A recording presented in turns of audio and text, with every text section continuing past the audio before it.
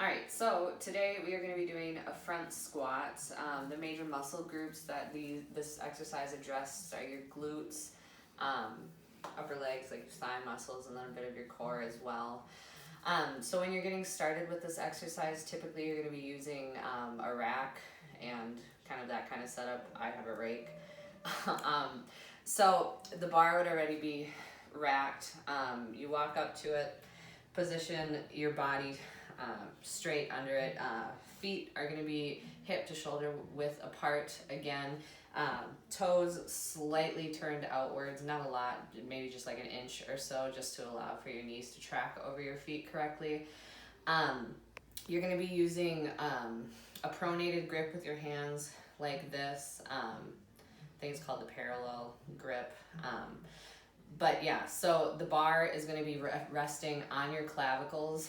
I apparently cannot hold this bar correctly, but what you're supposed to have is your hands open, pronated like this. Your wrists are going to be hyperextended, and then your arms are going to be parallel to the ground. So it would look like this as you're going down. I can't do it. I don't know why, but that's the correct way. But yeah, so you will unrack the bar by coming up underneath it. It's resting on your clavicles. You're going to take a step back, and then what you're going to do is make sure that you're set for the exercise. So again, your feet are going to be shoulder width apart, toes slightly pointed outwards. What you want to do is make sure that you're keeping your chest kind of puffed out and raised so that it's not sinking in and you're not leaning forward. You're going to keep your head up. You're going to be looking slightly above horizontal to yourself. And then what you're going to do is you're just going to perform the squat.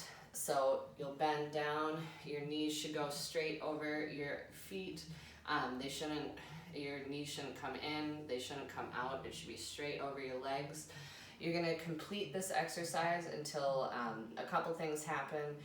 Your legs will either be parallel to the floor, so in a 90-degree angle.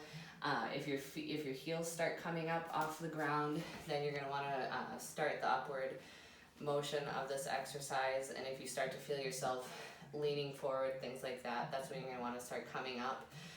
But when you're going down, you're going to see hip and knee flexion, so those joint angles are decreasing, and then when you come up, you're going to see hip and knee extension. But yeah, so you just want to make sure that you're keeping your muscles tight, your body not rigid, but just strong and tight as you're going through this exercise.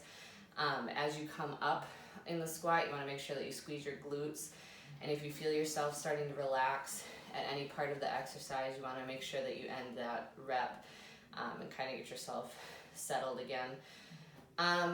Spotters. You do need a spotter on this exercise, and what the spotter will do is stand on the side of you. If I'm performing the exercise here, I'm going to have a grip where my thumbs are crossed underneath the bar with my hands parallel to the barbell, and what you'll do is you'll follow the squatter up and down with them.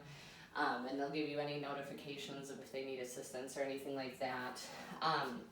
One thing you want to make sure you're not doing when you're doing a front squat is lifting your heels off the ground at all. They should always be planted firmly on the ground. And then you don't want to lean forward at all. You want to make sure that you're keeping your back straight and your head up. If you start leaning forward or anything like that, then your form's incorrect. But yeah, that's all I've got.